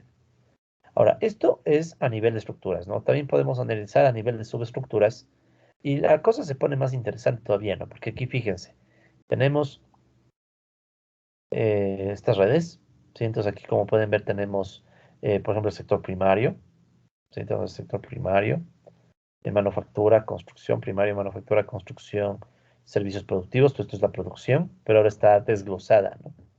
Entonces ahí uno puede ver cómo evolucionan los sectores, o perdón, las subestructuras, igual, ¿no? Con sus flujos monetarios. ¿Y qué podemos notar? Bueno, sí al ojo, repito, hay indicadores para esto, pero al ojo, como que se ve lo mismo, ¿no? Hasta el 2014 crece y luego se estanca, y como que crece un poquito en el 17-18, pero nada más. No vemos que un sector empiece a crecer muchísimo más que otro. Por ejemplo, la manufactura. Hubiera sido deseable que este de aquí, la manufactura, crezca con más y más fuerza que otros sectores, porque eso hubiera significado, por ejemplo, que la economía se está industrializando más y una mayor industrialización podría significar menos dependencia en las importaciones. Pero no se ve nada de eso, ¿no? O sea, lo único que se ve es que todo más o menos mantiene su proporción, pero sin cambios profundos, ¿no? Aquí hay algunos pequeños indicadores, ¿no? De cómo se puede interpretar estas redes. Por ejemplo, ustedes pueden dividir para el PIB algunas de las estructuras para ver qué sucede. Entonces, miren, aquí estamos tomando la estructura de producción, o sea, si nosotros volvemos a esta red, la más grande, la estructura de producción es este E1, o si quieren, la estructura de producción son estas de aquí, la primaria, manufactura, construcción y servicios productivos, ¿sí? Tomamos todas esas actividades y la dividimos para el PIB. ¿Qué nos da? Que de todo el PIB ecuatoriano, ¿sí? De todo el PIB ecuatoriano se quedan en la industria o en la producción, mejor dicho, en la producción, se queda entre el 54, 55, 57%. O sea, si nosotros decimos, ok, tomemos el PIB total, $100. De cada $100, 50 y algo, 56, 57 por ahí, están representados en la producción. ¿Qué significa esto? Significa que tenemos un PIB en donde muchos de los resultados del PIB no van a la producción misma, ¿sí? Aquí ya viene un poco el cambio del marco teórico, ¿no? El marco teórico marxista plantea que la producción es la que crea todo el valor económico y ese valor económico luego se distribuye entre diferentes sectores o diferentes estructuras. Entonces aquí lo que producen estas ramas, las productivas, solo la mitad y un poquito más se queda en ellas mismas. El resto se va. Por ejemplo, este es uno de los más preocupantes, la circulación local.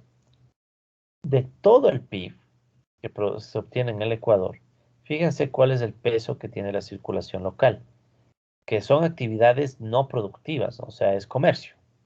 Comercio, sector financiero, cosas que no son productivas porque no están creando objetos que o servicios que satisfacen necesidades. Bueno, es relativo, ¿no? Alguien dirá, no, es que yo necesito que haya un cajero, o sea, sería de pensar, ¿no? Pero el cajero no va a cambiar el producto que tú compras, ¿ya? Y no es desmerecer el trabajo del cajero, para nada, ¿no? Son trabajadores también y se esfuerzan y a veces también son sobreexplotados. El tema es que estas personas están ocupadas en un área distinta a la producción. Eso es todo, nada más. No es grave eso. Lo grave es que de la producción del país, casi un cuarto, si bien es 24%, 23, 23, 23, casi no cambia. Casi un cuarto de la producción del país se queda en actividad o es absorbido por actividades no productivas. ¿Qué sería lo deseable? Lo deseable es que muchas personas trabajen, pero en actividades productivas, o sea, que esto de aquí crezca. Y sí se ve cierto crecimiento, pero en realidad no es porque creció realmente esto de aquí, sino porque cayó la extracción. Aquí sí ven que en azul está el sector de la extracción, la estructura, perdón, de la extracción, que es petróleo. Básicamente es petróleo. El petróleo se cae dramáticamente. Miren, estaba en 12,5% en el 2013, se cae al 6,7%, perdón, al 4,7% del PIB en 2015. Entonces, por esta caída del petróleo, es que da la impresión de que algo crece la producción. Pero no es porque creció realmente, es porque se cae el petróleo. Entonces, el mejor indicador es este de la circulación. Si la economía hubiera sufrido un cambio estructural para ser más productiva, ser más industrializada, cosas así, este de aquí debía bajar. El amarillo. Sí, entonces este es el principal indicador, digamos, el amarillo. Porque ese nos hubiera dicho, ok, si veíamos una tendencia decreciente, digamos que esto bajaba, y veíamos que el dato en verde, que es la producción, empezaba a crecer más, ¿qué hubiéramos dicho? Hubiéramos dicho que la economía de cada $100, una mayor cantidad está quedándose en la producción y una menor cantidad es absorbida por la circulación. ¿Cuál es el lío? El lío es que nuestro país, nuestra economía es muy dependiente del comercio, ¿sí? Es muy dependiente del comercio, pero ya a niveles exagerados, ¿no? O sea, tenemos grandes cadenas comerciales, tenemos comercios pequeños, micros y demás, pero no tenemos mucha producción industrial. No tenemos mucha producción industrial. No tenemos mucha producción artesanal, incluso versus lo que tenemos en comercio. O tenemos, pero ganan miserias. O sea, los artesanos, por ejemplo, en el país. O sea, es una cosa tenaz. También se puede analizar esto a nivel de empleo. A nivel de empleo, la historia es un poco peculiar. Miren, a nivel de empleo, ¿sí? ¿Qué es lo que podemos ver? Que lo que llamamos producción, la estructura de producción, ¿sí? Esta de aquí, muestra, bueno, un 75% en el 2007 y como que hay ligera tendencia a caer, ¿no? O sea, en vez de crecer, de caer. Eso también es preocupante. ¿Por qué? ¿Qué significa? ¿En dónde está trabajando la gente? Entonces, del 75% hay una tendencia a caer hasta el 68%. O sea, de cada 100 trabajadores, 68 personas estaban trabajando en el área de la producción. En cambio, ¿qué es lo que vemos? Que los trabajadores en la circulación, o sea, en el comercio, sobre todo en el comercio, del 22% en el 2007 aumentaron al 29% en el 2018. O sea, de cada 100 trabajadores, casi 30 estaban en actividades comerciales no productivas. ¿Cuál hubiera sido deseable si queríamos una transformación productiva en el Ecuador, por ejemplo? La tendencia contraria, o sea, que el comercio y las actividades no productivas vayan a la baja y esto suba. Eso hubiera sido deseable. Ahora alguien puede decir, pero profe, de todas maneras tenemos bastante gente trabajando en la producción. Claro que tenemos bastante gente en la producción, porque si no tuviéramos gente en la producción nos moriríamos de hambre. Porque entre las personas que están aquí está la gente que trabaja en la agricultura. La agricultura es producción, producción, y eso es innegable. En solo la agricultura y la ganadería, o sea, actividades primarias, tenemos como un 30% de trabajadores. Solo ahí. Entonces, aparte tenemos muchos trabajadores en la construcción y en otros servicios productivos, ¿no? Pero estos trabajadores del área no productiva estaban creciendo. ¿Ya? Y eso es un poco preocupante porque, obvio, hagan de cuenta que mientras más personas tengamos trabajando en la producción, nuestra economía podría ser más productiva, pero obviamente eso exigiría que también aumente el PIB, que representa producción. O sea, esto es lo que pasa en el Ecuador. Tenemos mucha gente trabajando en la producción, aunque en caída, con tendencia decreciente, pero esa gente no es muy productiva. ¿Ya? ¿Por qué no es muy productiva? Pensemos nuevamente en el sector agrícola. En el sector agrícola, mucha producción es de subsistencia. Entonces, ¿qué sucede? Que la producción de subsistencia, la gente a lo sumo le alcanza, bueno, el mismo nombre dice, si es subsistencia, producción para sobrevivir. Entonces, ¿qué hubiera sido lo ideal? Lo ideal hubiera sido que esto crezca y también crezca el empleo, o sea, que tengamos más producción y más gente trabajando en la producción. Manufactura, textiles, por ejemplo, trabajando en textiles, producción de muebles, producción de pan, por último, molinería, o sea, produciendo. O sea, lo interesante de los enfoques marxistas es que es bien cercano a lo intuitivo que toda la gente entiende. O sea, cuando les digo, a ver, producción que se imagina, y entonces uno hasta se imagina cosas materiales, ¿no? Pero también la producción de servicios, ¿no? O sea, la producción puede ser servicios, transporte, por ejemplo. El servicio de transporte sí cambia el objeto que tú recibes, porque no es lo mismo tener, digamos, no es lo mismo tener el pescado recién obtenido de las costas, a tener, digamos, las costas de Esmeraldas, a tener ya el pescado ahí listo para ser, no consumido todavía, pero listo ahí para comprarse en el centro comercial o en el mercado, o bueno, donde ustedes compren el pescado. Y luego, otro servicio que es todavía más productivo, el servicio eh, de producción de alimentos, de elaboración, de cocina, llamémoslo así.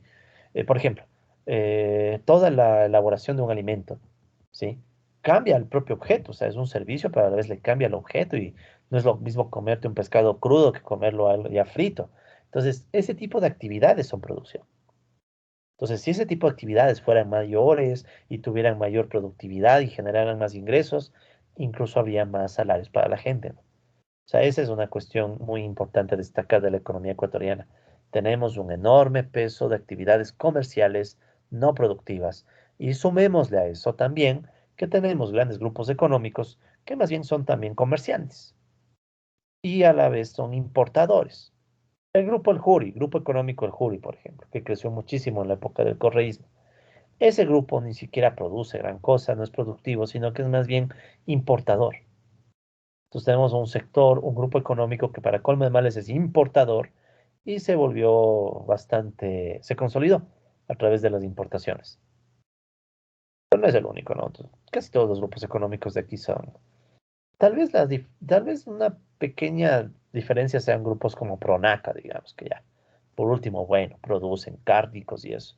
Pero tampoco es que sean la panacea, ¿no? Los grupos económicos de este país en general, antes que colaborar, a veces son un problema, o sea, por la concentración de recursos, porque no contribuyen como deberían contribuir a nivel de impuestos, o sea, es una serie de problemas también ahí, ¿no? Pero bueno, avancemos. Aquí tenemos en cambio las otras estructuras que son estructuras de demanda, ¿no? Aquí tenemos, por ejemplo, el consumo, la inversión y bueno, la circulación con el resto del mundo. Aquí está la apertura comercial. ¿Qué dato me interesa que veamos aquí? Primero veamos el nivel de consumo. El consumo es alto. O sea, estamos hablando de que cada $100 del PIB, más de 70, 74, $75 van para el consumo. Pero lo más importante es obviamente entender la inversión. O sea, vean cómo la inversión llega a un tope en 2013, 2014 y luego empieza a decaer, ¿no? Pero obviamente venía de una subida. Claro, como aquí la escala no ayuda mucho, no se nota mucho, pero fíjense cómo sube de 23 y de hecho estaba antes en 20, ¿no? Y recuerden que estábamos en mínimos en la crisis financiera. Entonces ha ido subiendo, llegó a un tope y empieza a caer. Y lo más probable es que siga cayendo. Entonces, ¿qué sucede? Que en nuestro país no logramos consolidar niveles altos de inversión pública y privada, ¿ya? Y sobre todo pública. O sea, no hay que engañarnos. La economía ecuatoriana depende muchísimo de la inversión pública. Dependemos muchísimo de cuánto el Estado invierte en la economía para mantener las actividades económicas. Y es así porque el Estado es la institución más grande que tenemos. O pensemos quién más. O sea, hay grandes obras que solo el Estado las puede hacer. Las empresas privadas no son suficientes. Y repito, muchos grupos económicos del país están más preocupados de seguir ganando y de sacar sus ganancias al exterior antes que en generar estructuras productivas locales, ¿no? Pero bueno, y bueno, aquí tenemos en cambio la distribución, que un poco ya vimos, ¿no? Por ejemplo, aquí está la evolución de los salarios. Como les decía, fue creciendo y llegó a un tope en el 2015, pero luego ya se estanca. Toca ver qué pasa en el 19 y 20. Estoy casi seguro que esto se cae, ¿sí? Y bueno, lo demás son lo que sobra de los salarios, ¿no? Las ganancias, por ejemplo, se recogen en una variable que se conoce como excedente bruto de explotación. Alguien dirá, bueno, ve, las ganancias han bajado. Sí, sí ha habido un proceso de redistribución en favor de los salarios. Solo que hay que tomar unas cuantas salvedades. Y eso tal vez yo debería corregir en mis análisis. Los salarios que están aquí, ¿sí? Tienen el problema de que también incluyen salarios del sector público, salarios a burocracia, docentes, médicos, y habría que ver que tal vez algunos de esos no son productivos, otros sí. O sea, no es tan sencillo, ¿no? O sea, ya toca empezar a desglosar. De hecho, aquí les dejo una duda, ¿no? Que la podemos discutir en la próxima clase. El salario que recibe alguien que está en la manufactura, yo entiendo, es un salario que va a una actividad productiva, porque esa persona está produciendo algo. El salario que va a alguien que trabaja en el transporte, yo digo que es productivo, porque ese transporte es vital para que los productos cambien. Pero en cambio el salario que va a alguien que está trabajando de cajero es no productivo en la medida en que ese trabajador no va a cambiar al objeto. Obvio, es justo, debe ganar el salario, está remunerándose. O sea, no digo que no debe haber, lo que digo es que tal vez no debería ser demasiado excesivo. Y peor aún, pensemos ahora sí en la burocracia. ¿Será será que es productivo que haya salarios para la burocracia? ¿Será productivo pagarle salario a los asambleístas y peor un salario tan alto? Algunos dirán que sí, yo he visto gente que defiende como sea los salarios altos, por ejemplo, en los asambleístas y cosas así, ¿no? Pero al menos en el enfoque marxista no. Donde hay polémica, y eso es bien interesante, y esa es la duda que les dejo que podemos conversar a la próxima clase, es ¿qué opinan del salario? Y sin tapujos, a los docentes, por ejemplo. ¿Es productivo? ¿Es producción lo que hacemos los docentes, o sea, lo que hacemos los profesores, o no es productivo? Entonces aquí queda una duda tenaz, ¿no? O sea, si el salario que va a los docentes es productivo. Salud, yo no pongo porque ese creo que no podemos discutir. La salud es un servicio productivo, o sea, la gente necesita salud. O sea, se nota claramente cuando te curas de una enfermedad, o sea, no hay a dónde ir. Pero en cambio, los docentes, ¿será o no será? O dependerá del docente. Bueno, dejo la duda, ¿no? Ese es un tema polémico que es chévere de discutirlo. Pero bueno, para ir cerrando, colegas, porque ya nos coge el tiempo, aquí ustedes pueden ver otra red, pero esta vez está desglosada todavía más a detalle, ¿no? Aquí ya son las actividades, ¿sí? Aquí ya son por actividades, por 71 ramas de actividad. Pues vean los flujos monetarios, ¿no? Entonces aquí ustedes pueden ver los flujos monetarios, en donde hay algunas actividades que empiezan a destacar, ¿no? Aquí sí se puede ver, por ejemplo, el SE1208. El SE1208, por ejemplo, es producción de cárnicos, eso se ve que un poco destaca. ¿Cuál más destaca? Por ejemplo, el SE1211. SE1211, elaboración de productos alimenticios, o sea, alimentos. Como les decía, ¿no? La producción alimenticia como que algo ha destacado, ¿no? O sea, hay que reconocerlo, que algo ha hecho, algo está ahí destacando. El S1217, incluso si ven cómo hay dinero que va fluyendo hacia esa actividad, ¿no? Que es el S1217, fabricación de refinados de petróleo. Ya, esta es una cosa tenaz. Parece que fuera una gran actividad que absorbe recursos, pero en realidad son importaciones, porque el SE71 son importaciones. Entonces, este enlace que ustedes ven aquí, en realidad, ¿qué representa? Que esta actividad, o sea, los derivados de petróleo, o sea, los combustibles, exigen sacar recursos de importaciones. Entonces, esto ya es un problema, porque nos está indicando que hay una rama de actividad que está presionando la salida de dólares, ¿sí? Entonces, eso hay que tomar en cuenta, ¿no? Y otra actividad que también presiona la salida de dólares es la SE1323, que es la construcción. Estas son las históricas. Construcción y la compra de combustibles siempre han sido históricos que han botado recursos vía importaciones, pero hay otras también. Fíjense la S1218. S1218, fabricación de químicos. Ecuador, para producir, entre comillas, químicos, debe hacer un montón de importaciones. También el S1219, que es productos metálicos y no metálicos. Igual hay que importar.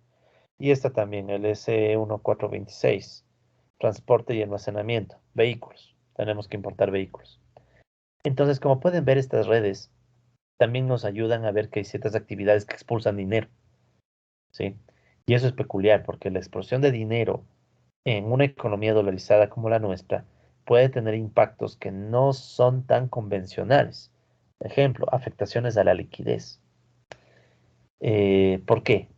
Es fácil de entender, ¿no? O sea, si nuestra economía tiene que todo el tiempo estar botando dólares para efectos de importar derivados de combustibles, para estar trayendo insumos, materias primas y demás, si se nos caen los precios del petróleo y se caen nuestras exportaciones, que son nuestras principales fuentes de ingreso de dólares, entonces no podemos traer estos insumos. No tenemos los dólares. Eh, en otras economías pasan cosas no exactamente iguales, pasan cosas parecidas, pero otras economías tienen el juego del tipo de cambio, ¿no?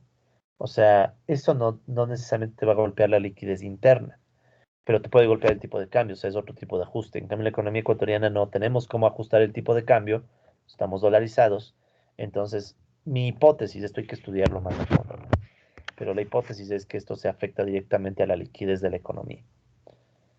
Ok, entonces, bueno, tenemos más indicadores. Aquí pueden ver el peso de las importaciones, por ejemplo, en el gasto en insumos, ¿sí? O sea, de todo el gasto en insumos, de las estructuras productivas o las subestructuras productivas, entre un 20, casi, ha llegado a ser 26%, bueno, bajó al 19%, es el gasto en insumos, vía importaciones. O sea, de todo lo que gastan en insumos, por lo menos un quinto se va en importaciones, que es la dependencia de nuestro país, ¿no? Porque dependemos, los insumos que usamos son importados. Y noten esto, se expande precisamente en los años de expansión del ciclo y luego se hunde en las épocas de crisis. O sea, las importaciones, como les decía hace un rato, muestran comportamiento procíclico. Mientras más crece la economía, más tendemos a importar. ¿Sí? Y este es un patrón bien tenaz, que no es solo ecuatoriano, es de muchas economías latinoamericanas, ¿no? De independientes. O sea, mientras más crecemos, más importamos. Y eso es peligroso, ¿no? Sobre todo para una economía como la dolarizada. Y bueno, tenemos otros datos. Bueno, aquí son las importaciones por tipo de actividad, ¿no? Entonces vemos que uno de los que más hace importaciones es la manufactura, que es la que está arriba de todos, ¿no? Pero igual, si ven como que se replica el ciclo, ¿no? O sea, mientras más crecía la manufactura, más crecía la producción económica del país, más se importaba, ¿sí? O sea, de todo el gasto, un 33% se iba a importaciones. El que menos importaciones hace es, bueno, la construcción aquí se ve bajo, pero hagan de cuenta que la construcción está como un solo gran nodo, ¿no? En cambio, la manufactura se divide en un montón ¿no? de actividades. O sea, la manufactura se divide en toditas estas que están en verde, ¿no? Son varias.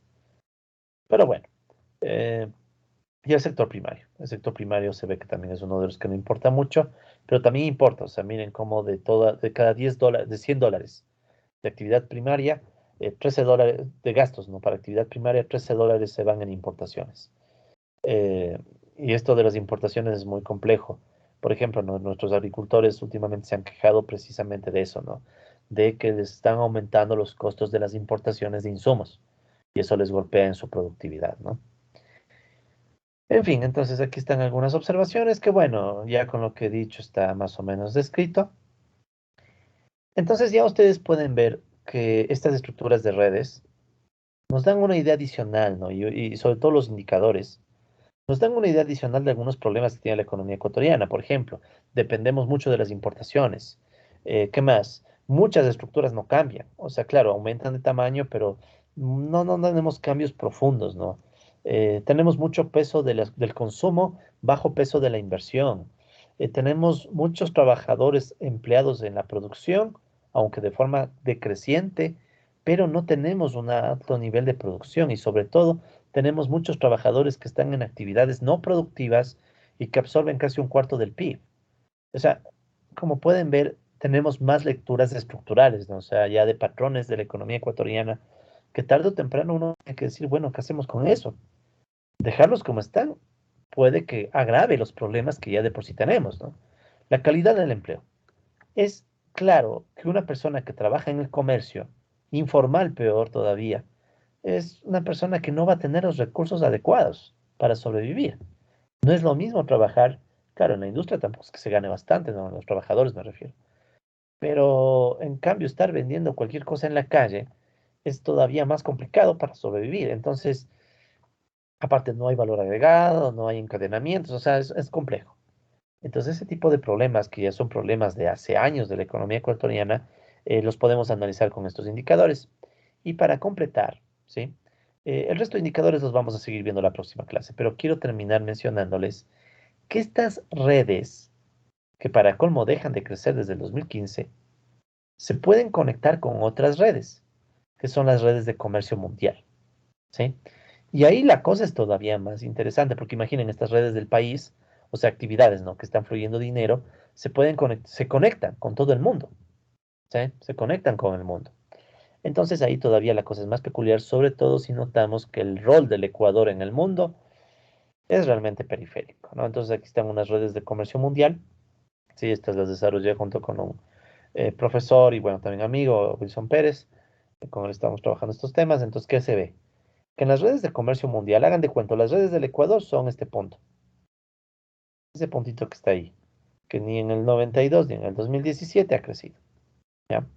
Entonces, cuando nosotros nos ponemos a analizar nuestras redes de circulación de dinero versus el comercio mundial y el flujo mundial de dinero, la cosa es un poco compleja porque vemos que nuestras redes son insignificantes y variables como el precio del petróleo simplemente, por ejemplo, no nos influyen, no somos capaces de influir, de influenciarlas. Simplemente nos toca aceptar lo que el mercado nos pone. Entonces eso también nos pone en perspectiva. ¿Qué tanto podemos cambiar nuestra economía si resulta ser que somos muy pequeños para el mundo? ¿Sí? Y a lo sumo, ya saben, somos proveedores de petróleo, somos proveedores de ¿qué? Banano, café, cacao, camarón, pescado, y pare de contar, el resto de productos son muy pequeños. Y aún esos productos, el petróleo que nosotros ofrecemos al mundo, es muy poco. No sé si llegaremos a ser 1% de la oferta mundial de petróleo. Somos muy poco, incluso a nivel de petróleo. Y eso que es nuestra principal exportación, ¿no? No como Estados Unidos y China. Miren cómo el vínculo entre Estados Unidos y China es brutal, ¿no? O sea, ellos dominan ahora el mercado mundial. Y eso que esto es 2017. Si hacemos la red, ahorita estoy trabajando también con unas alumnas, estamos haciendo la tesis con ellas de este tema, y estamos actualizando esto. Seguro que para 2020 China domina el mercado mundial. Entonces estos son los duros, ¿no? Estados Unidos, China, la India, Europa Occidental, un poco Japón. O sea, estos son los duros, ¿no? De la economía mundial. En cambio, nosotros ni siquiera a nivel regional, vean. O sea, esta es nuestra red regional. En Latinoamérica dominan México y Brasil, algo Argentina, Chile, Colombia, Perú, más o menos.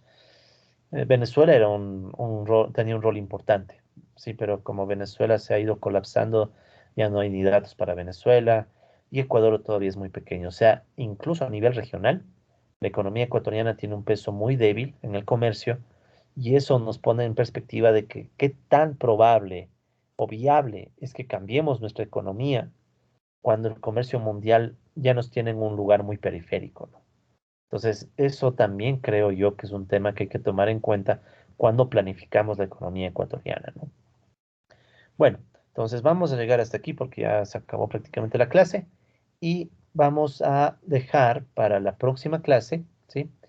El, eh, Vamos a dejar para la próxima clase el tema de los otros indicadores que tengo que presentarles, ¿ya?